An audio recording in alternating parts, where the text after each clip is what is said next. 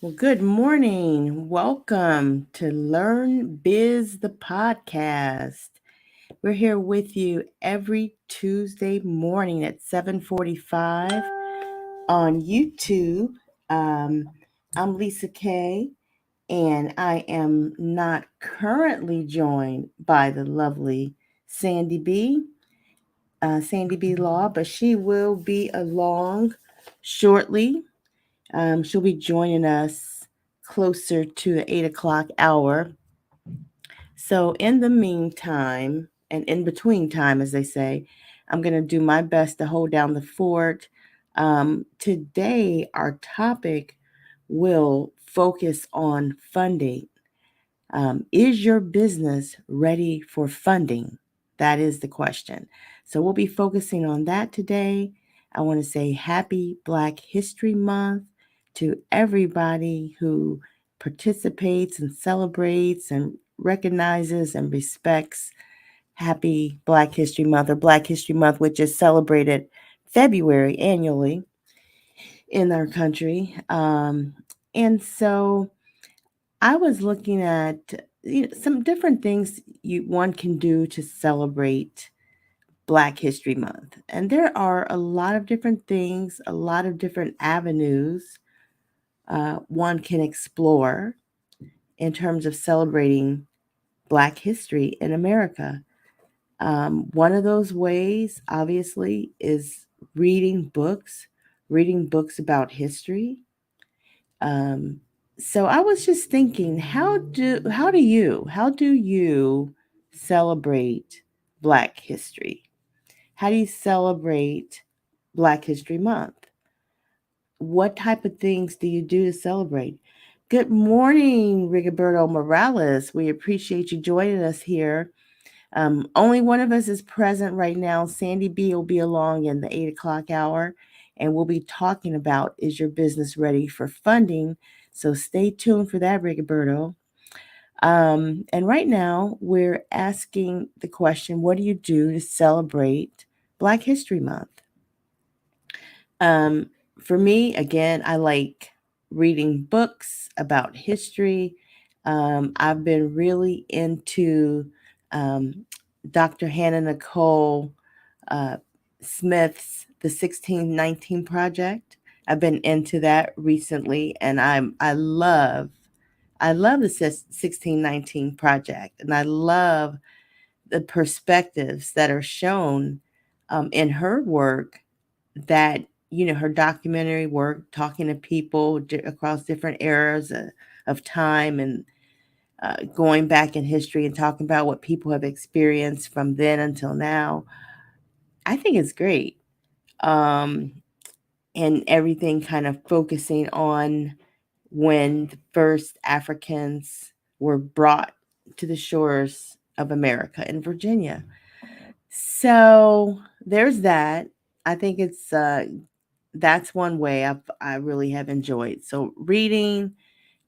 There's also film documentaries. PBS always has um, great information during the month of February on civil rights, and you will learn so much about the civil rights era on channels like PBS, and there are others out there. I think Aspire comes to mind, but definitely search out films and documentaries in film um, on civil rights, Black history, and you'll find a lot. Um, of course, you can also do searches on the internet, and you can find African American inventors, um, and you'll see great history there. So there's a number of ways, and I think for me, I think it's about education and being very conscientious during this time of year, especially that since it's set aside to be conscientious about gaining more knowledge and information on African American history, participation, um, cultural, just cultural education. How about that? And not only that, the achievements that have been reached in African American culture and through its people, while here on the shores of America. So think about that. I hope everybody finds something to do um, that celebrates Black history. Now, the next thing I want to bring up is about our journal, right? Because our journal, the LearnBiz Entrepreneur Journal, is available right now on Amazon. You can go to Amazon and you can get your copy of the journal. It is designed as a daily touch. The whole idea behind this journal is that you will pick it up every single day and that you will write something in the areas of, we have basically themed it out in the areas of learning, building, and growing. So when it comes to your business, these are the three dynamic areas that we all have to kind of touch upon to be a success in business. So every day you get an opportunity to write how you have learned, how you have done something to build your business, and something you have done to grow. And you can talk about here in that section, you can talk about your achievements, what you have. I mean, we all grow every day in business. You know, the more we work in our businesses, do you notice the better we get? It's very true. So the more you do something, the more you have a chance to obviously excel and do better.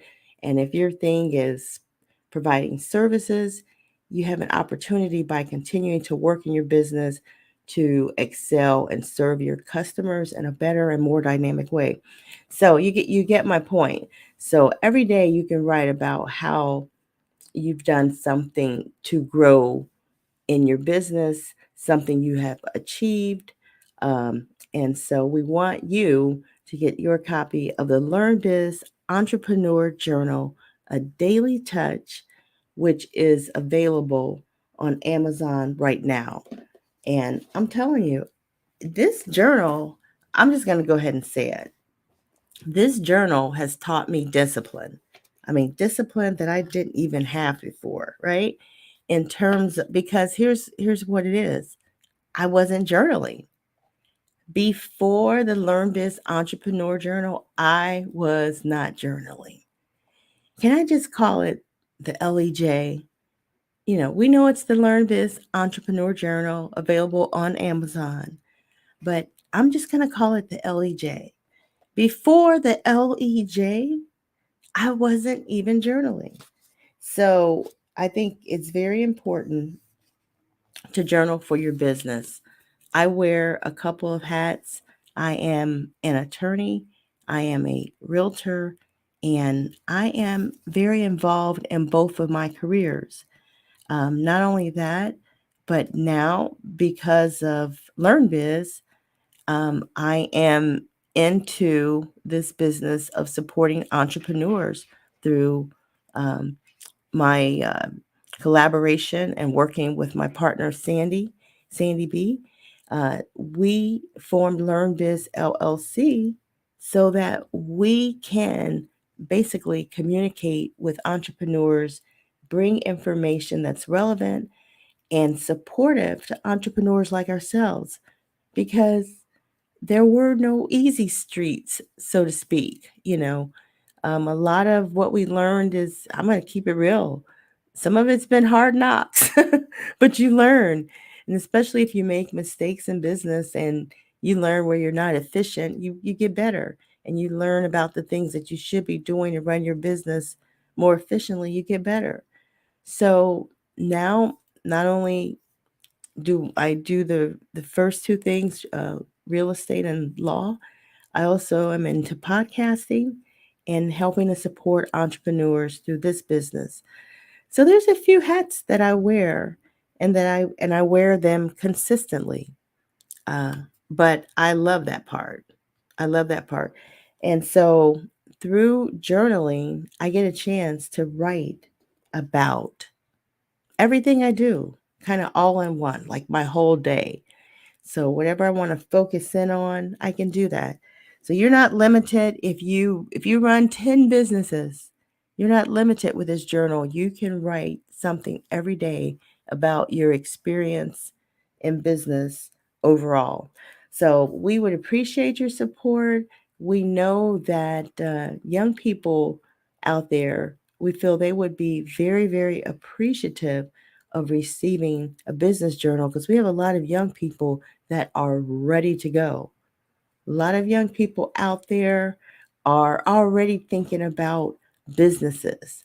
Heck, a lot of young people out there are in business. um, what's the little girl that has the nice little lemonade drink out there in Whole Foods? Oh my goodness, I have to remember her name. But yeah, so we have young people out, and she's not the only one, but yeah, so there are people in business, there are young people that are aspiring, looking at other young people, looking at adults. Um, and if they're on the path to being young entrepreneurs, support them with a LearnBiz Entrepreneur Journal and LEJ. They will absolutely love it. All right, so just want to encourage you all to get your journal, which is available. Sandy and I will be setting another date this month. Yes, we will. We'll have another date in February where we will invite those who have already purchased their journal to come into the group, and we're going to talk about some of our experiences in business in a group setting, and those who may want to share some of their journal entries will be able to do so. And it'll be in a private group setting. So we hope that you will definitely check that out. Stay tuned for a date coming up this month during Black History Month where we'll get together and we will definitely uh, talk about how we're learning, building, and growing in our businesses. All right. Now, I'm going to, I'm not going to really get too much into our topic right now, but I'm going to kind of touch on it peripherally because I know Sandy is going to share an experience that she's dealt with in business when it comes to making sure your business is ready for funding. I mean, it's more than filling out an application. Yeah, there are a lot of things. Let me tell you something. Anybody who's filled out an application, especially a financial application, they already know that you don't just sit down and start filling out some financial application without, first of all, getting all the documents that you need together that you need to reference in your application. So there is prep time in getting ready to even fill out an application. But there's more to it than that. When you talk about is your business ready for funding, there's a whole lot more to that. There are layers of that. Because first of all, as you guys may realize out there in business, financial institutions, they want to look all into your background.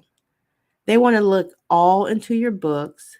They want to see your records. They want to see your bank records. Heck, some of them these days. Good morning, Doug. I just saw you here. Good morning. I'm just over here just yapping away, so to speak, waiting on Sandy B so we can basically get into this heated topic. Is your business ready for funding? We'll break that all down. So we're so glad that we have you joining us as well. So, but yeah, and happy Black History Month as well to both you, Rigoberto, and to Doug. But one of the things I would say is that there are layers to getting your business ready to receive funding. First of all, you have to decide, do you need funding? And if you don't need funding, you probably won't be looking in that direction. And that's okay. Some people don't get loans because they need them. Some people get additional money for leveraging, right? Because they don't want to use their own money. And leveraging is a great, great way to operate, honestly, in business. Why? Because you're taking certain risk, albeit calculated risk, you're taking certain risks using other people's money. It happens in real estate all the time. When you go to purchase a property, if you can go and get that property for $0 down, nothing down, or say maybe up to 5% down, that's awesome, right? Because that means that you are basically financing 95% of your purchase price, and that's the leverage. So funding is a beautiful thing, and seeking funding is not always based on actual need. You may not actually need it, but leveraging might be the way to go for your business so that you can grow your business, you can scale your business, you can do all the things you need for your business, and you're not coming out of pocket. And at the end of it all, it costs you less to leverage than it would be to do anything else. So that it has to make sense. So that needs to be obviously the least expensive way to go in terms of leveraging or borrowing some money. In terms of when you pay it back, you get all that laid out formulamatically. That's not the way you say it. I can't quite get that word out this morning, but you get it all laid out kind of like a formula, and you can calculate down to the dime how much it's going to cost you to borrow certain money. Now, I'm going to give you guys a quick example of this.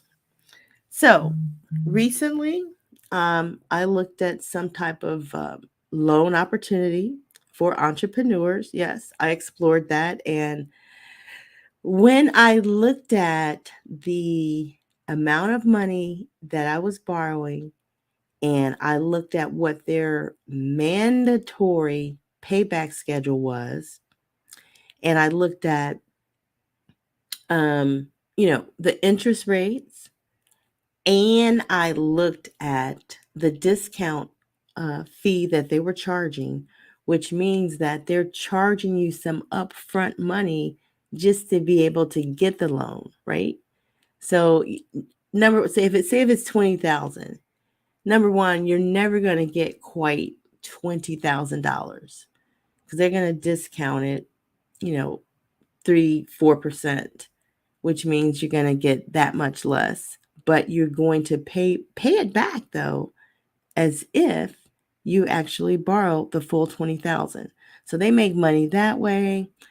The interest rates were pretty high. Well, they were like, I don't know. I think they were like 12.99%, which probably these days is not that bad, because some of you like me have seen interest rates out there at 24.99%, some even higher possibly. I'm sure there are. But yeah, so that's probably not that bad, the interest rate overall. But when I looked at the payback schedule, I looked at the cost of the loan, and I looked at the interest that will be charged over a certain period of time, it wasn't worth it. It was a pretty short payback period. It cost money that I thought it was too expensive to borrow it based on what they were charging in their discount fees. And so I decided against it. I didn't take that loan because to me it was going to cost more than what it was worth. So that's what I'm saying, just because something is available to you as a funding opportunity, you still have to analyze it in terms of Is it going to cost you more than what it's worth? And that is definitely something you want to consider. Um, Another thing about funding that I will go ahead and suggest to you right now, one of the biggest things is have your accountant in your pocket, have your accountant on your team, have an accountant that you have a relationship with already in the stash, if you know what I mean. Have someone there um, that basically can back you up when it comes to accounting. I think that's very important.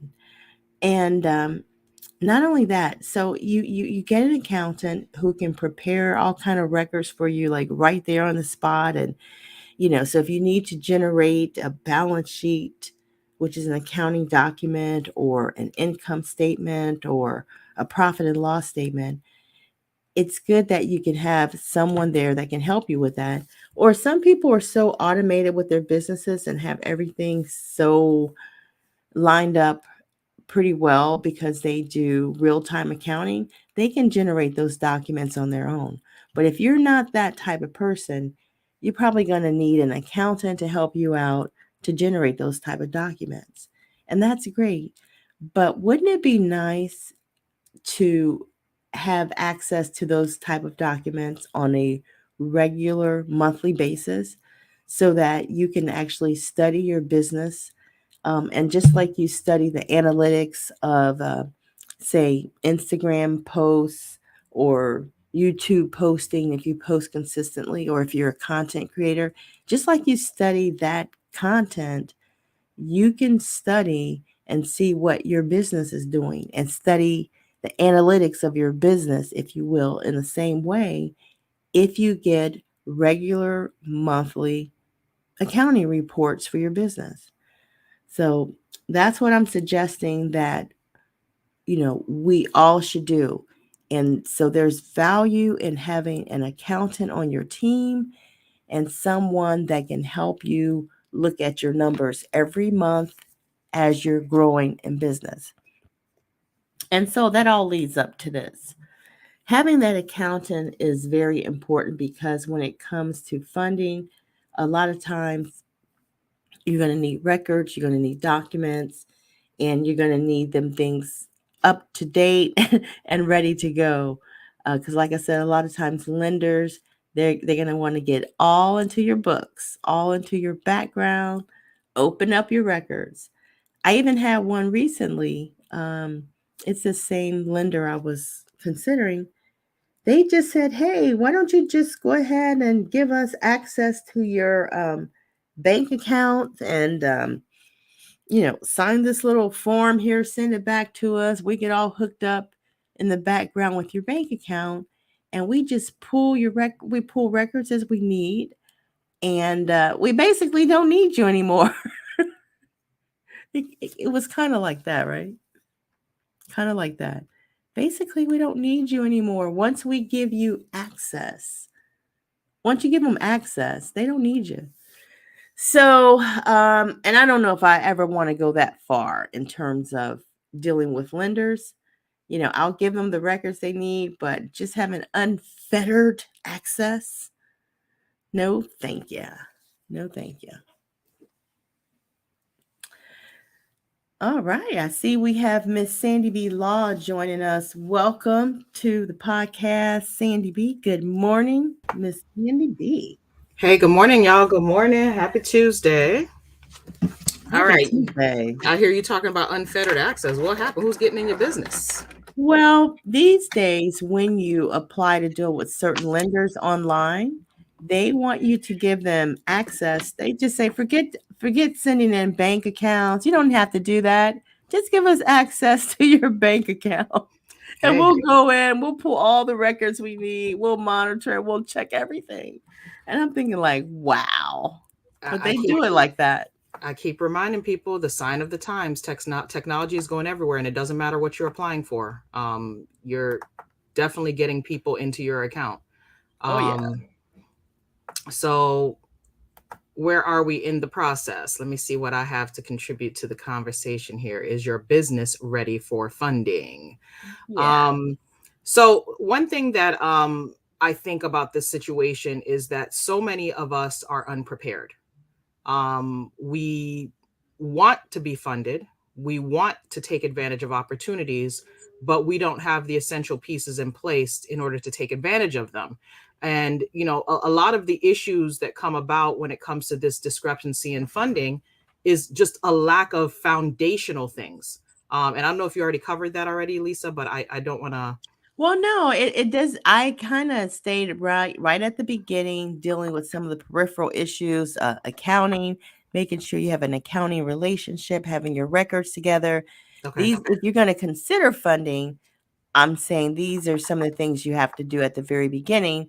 And I also talked about briefly that you need to consider, when lending, getting a loan is appropriate for your business, leveraging, using lending for leveraging in your business and Right. that type of thing. So that's what we talked about initially. So we're still at the beginning. Okay, awesome. So I think that because there are so many different options when it comes to business, you have to really choose the option that works best for you at whatever period of time you're in your business. But I say one thing: with no money, there's no opportunity. With no money, there's no growth. I mean, you could, work your fingers to the bone, and you may find yourself still struggling with foundational issues, like trying to hire staff, like trying to outsource important things in your business, like trying to buy proper equipment for wherever you are in your stage of business, spending on marketing, spending on, foundational things like software, having a website. There are a lot of things that you need in order for your business to go from point A to point Z. And so many of us get stuck in this idea that, oh, we don't want to do this. We don't want a credit card. We don't want a loan. We don't want to fill out those extra forms. We don't want to give them this information. But the problem with that is the way this world operates is with money. And if you have no money and you're not making enough money in your process, you have to have a kickstart. Many of the folks that we watch that have become these, multimillionaires, and they call themselves self-made millionaires. Well, money came from somewhere to kickstart. Oh, yeah. Let's all never forget the person that was at the head of our country for whatever reason at some point in time, who got a small, what did he say, $100,000 loan? A That's small. all. Just a tiny one. That fool said a small $100,000 loan. You know what I could do with $100,000? You know how many breakdowns I could make with that? But that just shows you the level of conversation when it comes to money. For some, $100,000 is chump change. So, we're at different levels. But let's just talk about a startup. A startup, if you're starting with nothing, you're literally relying on your manpower to give you something. So the benefits of getting either a loan or a grant or participating in a program that gives you the opportunity to get some funding is you now can decrease some of your workhorse mode, and you can increase some of your back office, working on your business mode instead of being the worker in your business. And Right. let's look at a small example. Let's say, for example, you have a business where you are selling some kind of product. Let's use candles as an example. Well, I can only buy the amount of candles that I can afford to spend out of my pocket if I'm just getting started, right? So that means all of the raw materials and everything that I need, I'm starting my business with a deficit, in the negative. And the negative is coming from me personally. So let's say that I needed $100 to personally start. Once I actually make that $100 is when I start to make profit. So I'm starting at a negative. But let's say, for example, you got a $100 grant or a loan. That means you're starting in a position where you're leveraging other people's money. You're still putting in the same effort. And now you potentially could be getting double for your efforts, right? Because now not only can I do the things that I normally can do by myself, I now can pay someone to do the little extras. I can pay for equipment. I can pay for supplies. I can upscale my business. But let's see what the cost of that is, right? What are these programs going to ask me for when I'm trying to apply? Oh, yeah. At You its have to be core, ready. at its core, you got to have some basics, right? If you are a startup, then it's helpful if you have a business plan, because you need to be able to show what your startup has the potential to do and why, right? You need to show some evidence that your startup is going to have some success in the market and where that success is going to come from. Mm-hmm. If you are already in business and you've been operating with the basics, which is yourself as the manpower, your money as the capital, then you have certain levels of things that you should be able to show: your profits and losses, your balance sheet, your taxes.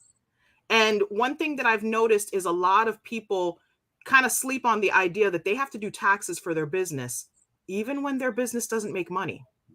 And while it seems kind of like, oh, I shouldn't have to do that, you still have to do it, because what you're going to need to be able to show when you apply for certain programs is that you have a business that's doing something, whether it's in the negative or the positive. Mm-hmm. For example, if you're applying for a grant that's to help startups improve on the bottom line, then you need to show that you have a need for the improvement, right? You need to show that your numbers are kind of like, I have a good business, I'm doing some stuff, but I'm still in the negative. Right. So, and some other things that I've noticed on some of these applications, because I've applied for, a handful of things over the years.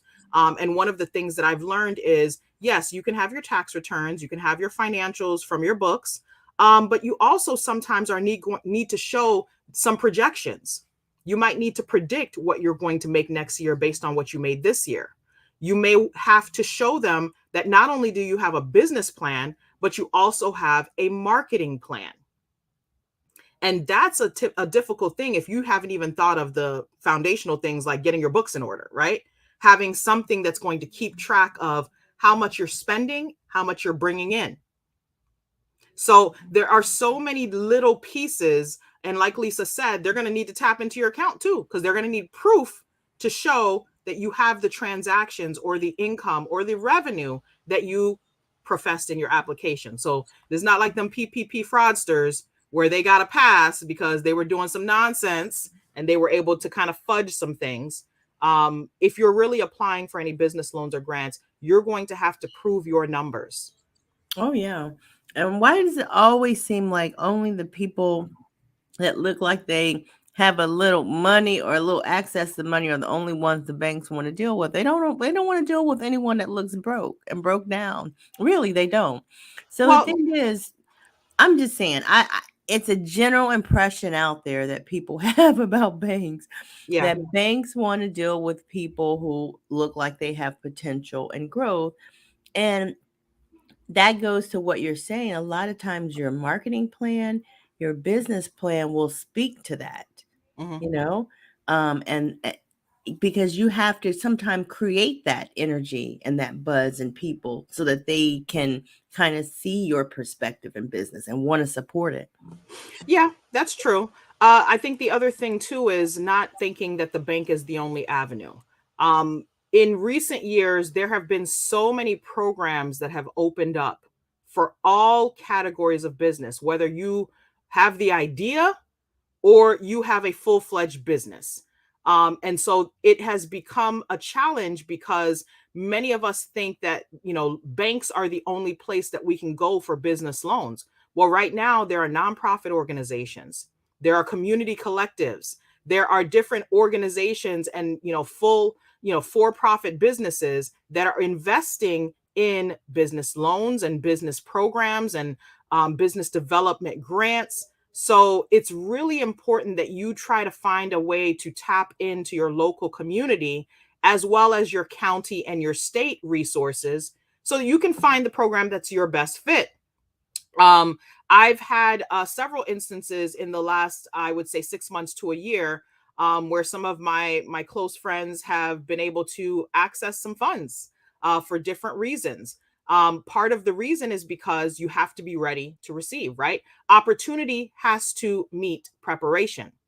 And so one of the foundational things is, do you have something in order to keep track of what you're bringing in and spending? Do you have that basic thing in place? Can you tell someone right now how much your business is making every month, every year, every quarter? Can you tell someone what your predicted amounts are going to be? Because if you've been in business for a few years, year one should definitely look different than year 5. Now, are there going to be some lows and highs in between? Absolutely. Because if you made, let's say you made $30,000 in your business in year one. Year two, you might make 50. Year three, you might make 75. Year four, you might make 100. Year five, you might dip down a little bit more.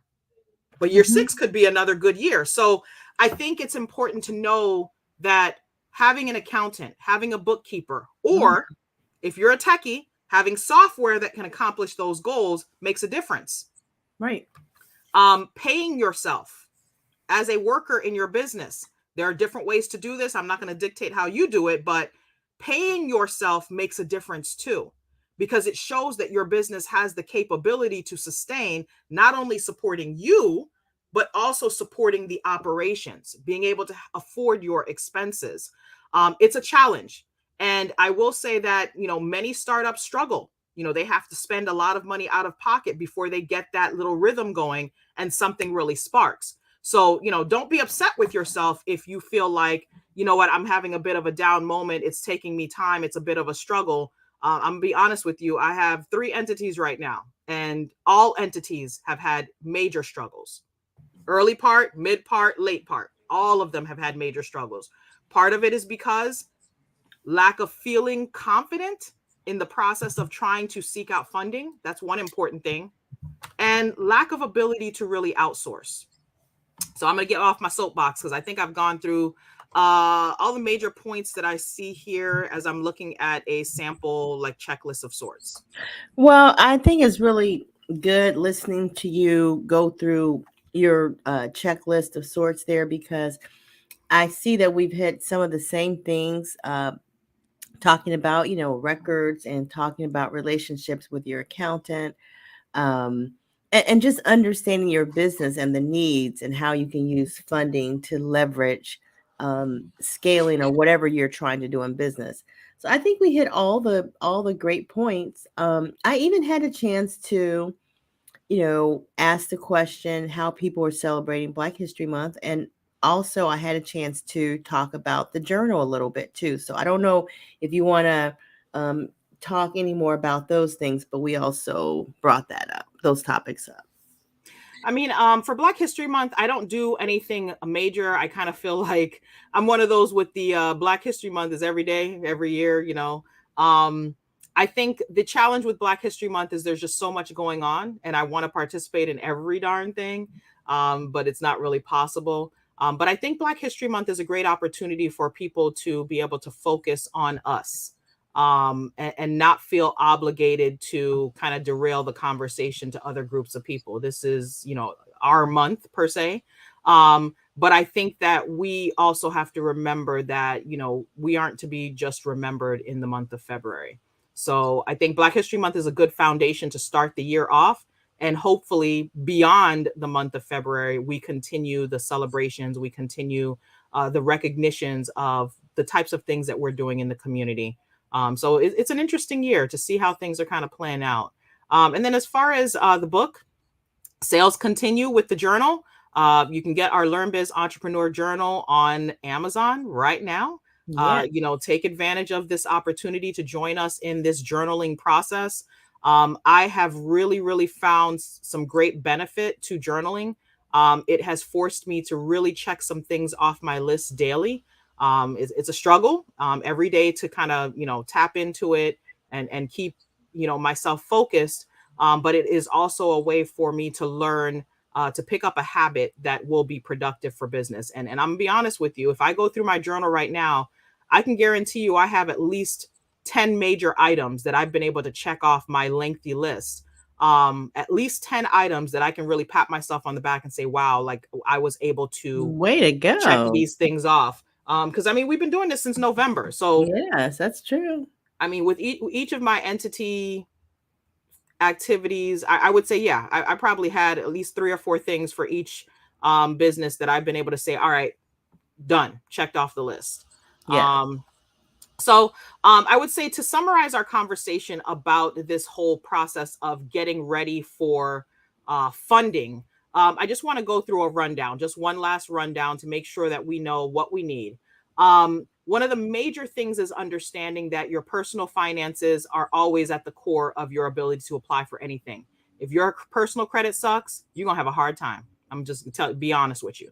So get your personal credit together, get it to a level where you can do some things with it, and everything else will kind of fall in line. Proof of your personal income also falls into business funding. I know a lot of the fake gurus on social media will tell you, oh, just start an LLC and you'll get $50,000. $50,000 where? Unless you have really, really great credit and you have proof that you're making enough money.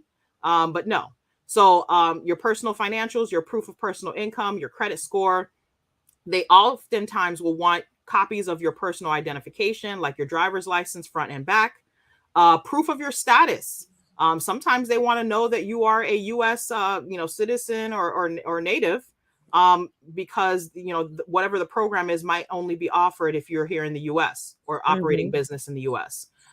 Your personal tax returns, again, personal, they want that too. Your personal bank statements.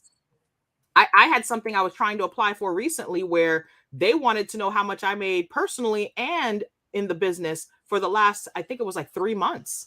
I'm like, shoot, what if I hadn't made any money? Glad I made a little something, but good grief. Yeah. And then when it comes to the business documentation, it's pretty much the same thing. First of all, they want proof that you actually have a business. I wonder where the PPP folks were with this. Like, they want proof that you got a business, like a SunBiz record, your bank statements, a utility bill for your business, something.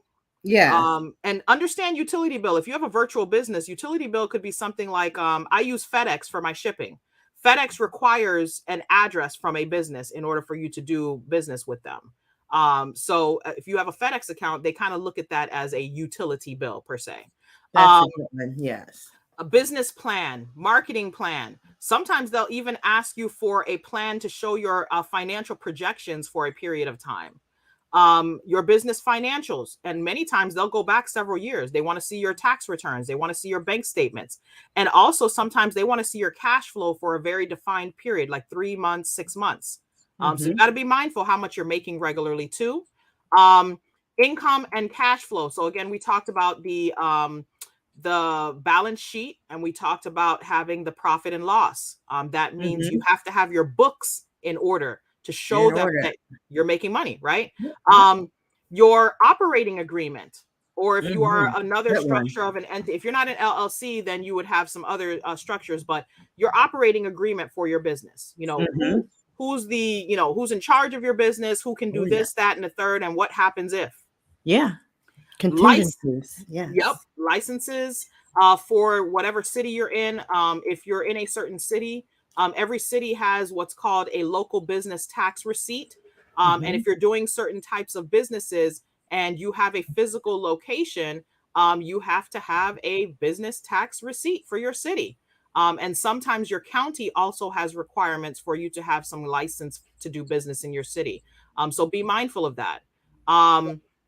A copy of your articles of incorporation or articles of organization. Again, this depends on what type of structure you have with your business. A copy of your EIN certificate, your tax ID that you should have gotten when you started your business. If you don't have it, you may need to get it. A purchase agreement or price quotes. If you're trying to get funding for a certain type of project, let's say you want to buy a commercial real estate, or let's say you want to buy some, heavy grade equipment. They might want to see quotes of how much it's going to cost you. They might want to see a breakdown of your budget and what you're going to spend the funds on. A site visit. I've seen a few of these programs out here that they want to be able to come to see your operation, to see whether or not they want to even give you any dollars. So, and then sometimes they want you to pay for credit checks, or they want you to provide your credit scores or reports, or like Lisa said, they just gonna tap into your account and they'll look for themselves. Oh yeah. So that's just like a kind of like a big picture. If you wanted to get a business loan, and sometimes even some of these grants are actually asking for similar information. They want to know that they're giving you money for a purpose and not just for a fraud. Right. All right. Okay. Well, thank you guys for joining us, and hope this was helpful. I know it was helpful discussing it. I enjoyed it myself. It's a good topic. Absolutely, guys. So, take some time this month. It's Black History Month. So while you're celebrating, start to think about, is your business ready for funding? Drop your comments in the chat. Let us know, have you gotten any funding? Have you been looking at funding options? Share your experience with us, and we'll talk a little bit more on this topic again too. Absolutely. And thank you. We'll see you next week. Bye, guys. Bye.